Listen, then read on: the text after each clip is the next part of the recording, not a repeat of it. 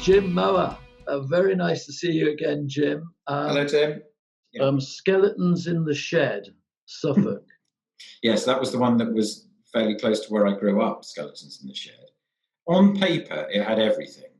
It had a nice family who had been digging their vegetable patches and literally found skulls and femurs and things and didn't know what was going on.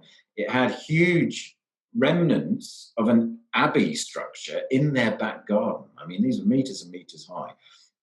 So it had, physical remains lying around. We had some sort of tentative bits of documentary evidence, but there was a suggestion that this could be a very well-known, famous abbey where, I can't remember who it was, but it was some royal figure or important figure had fled there, I seem to recall. And again, very picturesque and beautiful. But when we got down to it, there wasn't much to find in the ground. And I remember it. I think you got a bit stressed towards the end of it, and it was poor Lawrence, wasn't it, directing? So it was what ended up, or what seemed on paper as being a sort of classic time team where we're clearly going to find loads of things. We actually really struggled, and piecing together the story on that one was very difficult. I remember going into the neighbour's garden as well. We extended as much as we could, desperately trying to find something. And it was really sandy, so the trenches kept collapsing. So yeah, super, super challenging. But those ones are a little frustrating because you've got a ton of stuff and you can't quite, add it together to get your answer. But still, a very good story. A classic back garden time team, I think. Jim, thank you very much for your introduction. Still worth watching, you think, that programme?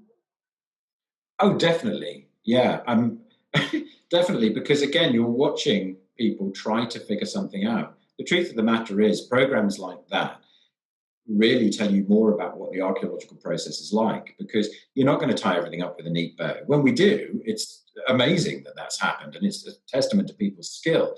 But the reality is that archaeology is not an exact science, and sometimes it doesn't work. But I think all that does is prove that we're honest, and that you're watching real professionals really try and figure something out.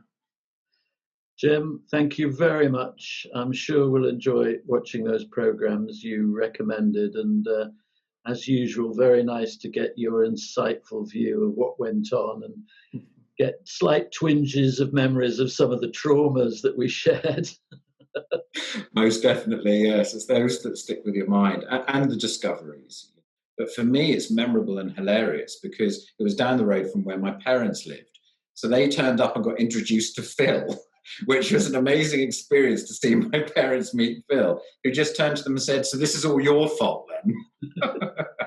So, the memories are there for different reasons. All right, Jim. Well, thank you very much and best wishes. Best wishes to you. Thank you, Tim.